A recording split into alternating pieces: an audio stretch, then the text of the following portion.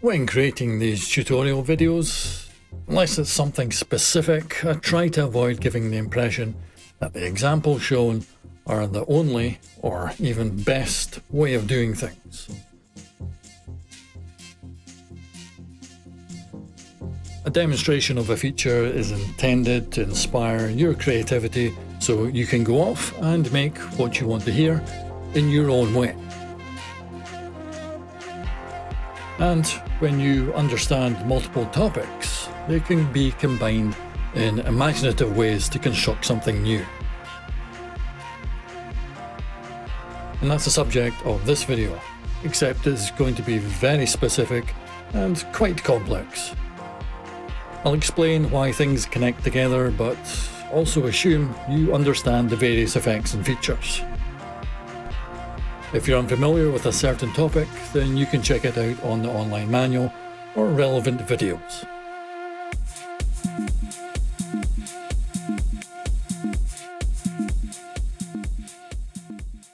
In the modulation section of the sampler, the stepper device can advance to a new step every time a note is played, using the new step's value to alter the envelope and change the sound.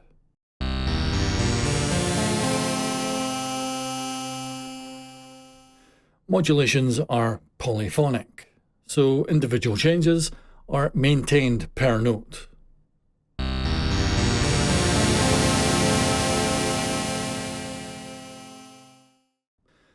However, effects are monophonic, so making changes to an effects chain affects everything playing through it.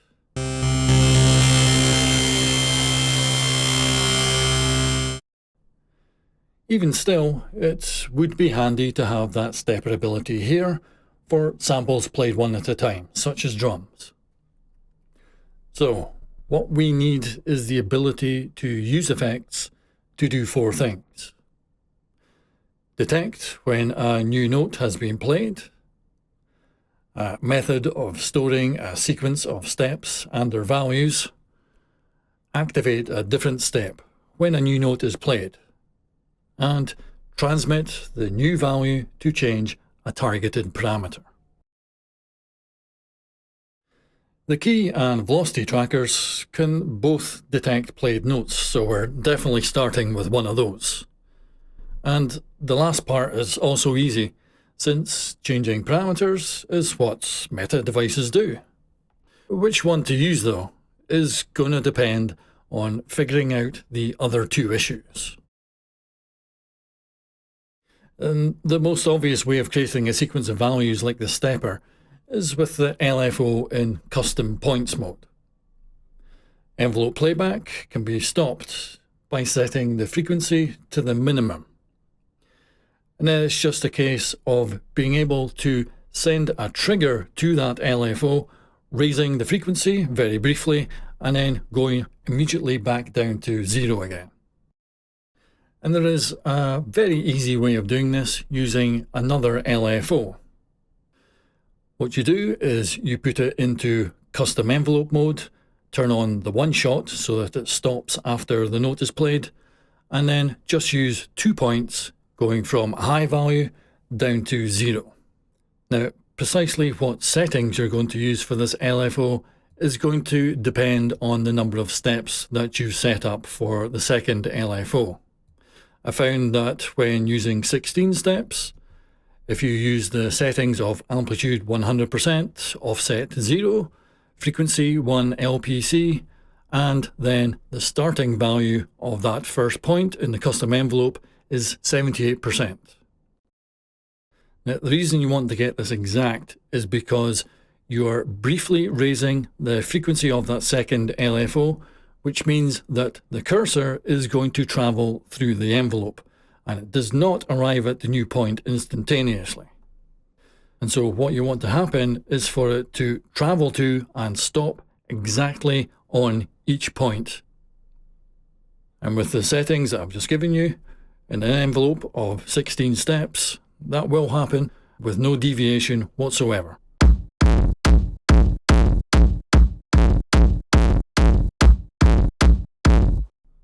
If you don't get the settings correct, then the cursor is going to stop in between the points, and it's going to cause problems because of that.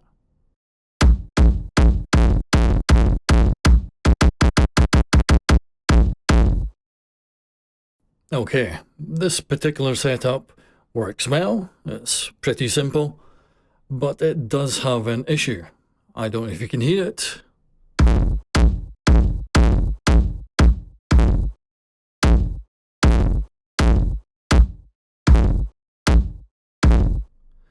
But what's happening is, because the LFO playback is tied into the song's tempo, it is not immediately going to the next step as the sample is played. And if I reduce the BPM by quite a bit and then play it again,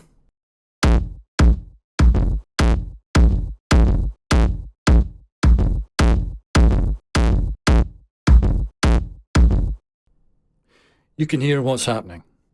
The bass drum is playing and the value of the next step is not actually being applied until later on in the sample. And there's really nothing you can do about this because, as I said, the LFO is going to be tied into the tempo of the song. Now, this might be fine for your particular situation.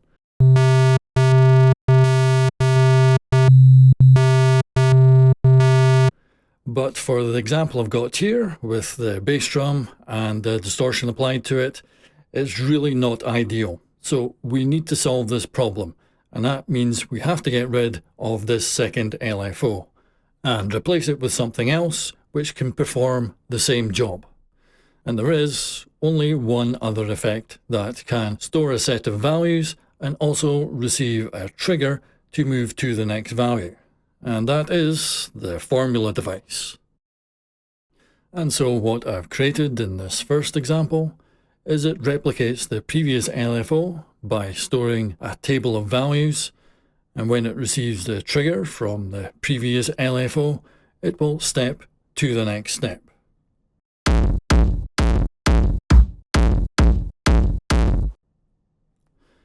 In the code, the trigger is referred to as capital A.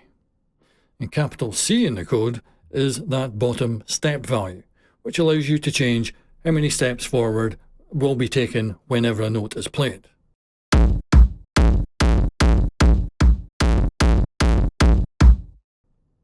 And also, I've managed to replicate the reset function, which is capital B in the code.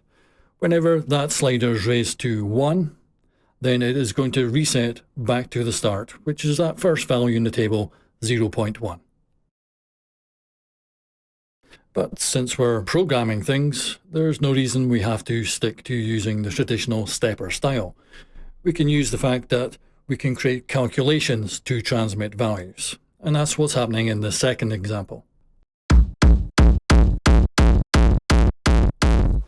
What's set up is every time a note is played, it will increase the value sent to the distortion as dictated by the step value.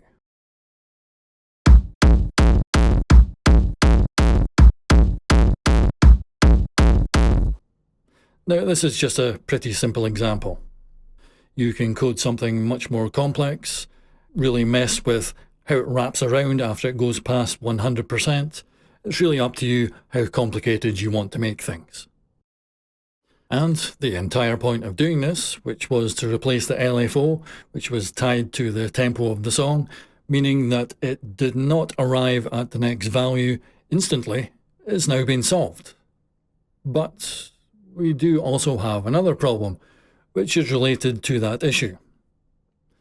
The LFO, which is transmitting the trigger signal, is also affected by this same problem. Now, it's not as severe. You'll have to go incredibly low for BPM and LPB.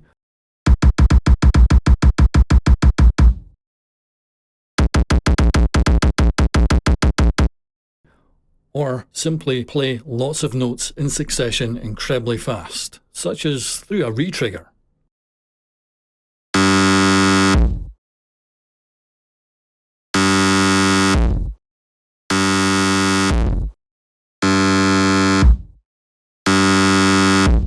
Now, if you're never planning to use such a low tempo or use retriggers, then this second solution will work absolutely fine.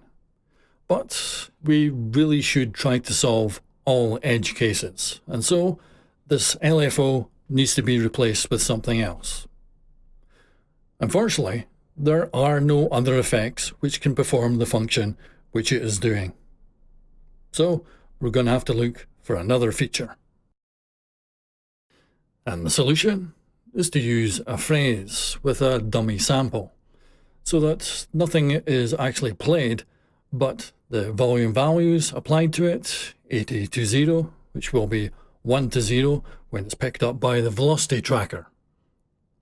This is played once on a very small phrase of just 2 lines because the repeat is turned off and it won't play at the regular speed, thus causing the same problem because each phrase has its own individual LPB value. And if you whack that up to the maximum of 256, then that 120 on-off signal will be transmitted almost instantly, thus solving the problem.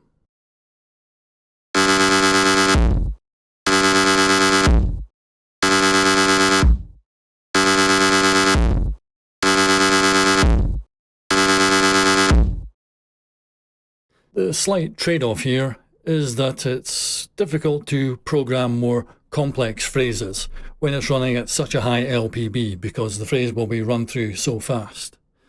But phrases can have up to 512 lines, and you can lower the LPB a bit while still transmitting a fast enough signal. I found that going down to 64 is just fine. Just don't forget that for every note that you want to trigger the formula and thus move forward in the step and change the parameter of the effect that it's tied to, you will need to have that dummy sample playing every time with the change in velocity from 80 to 0.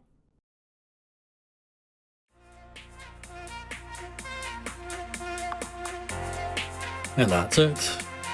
This type of thing is possible throughout Renoise. All it's necessary to construct something new is to understand the tools you're using, what their capabilities are, and how different features may fit together if they can be connected, and then use your imagination to come up with something that you want to make use of.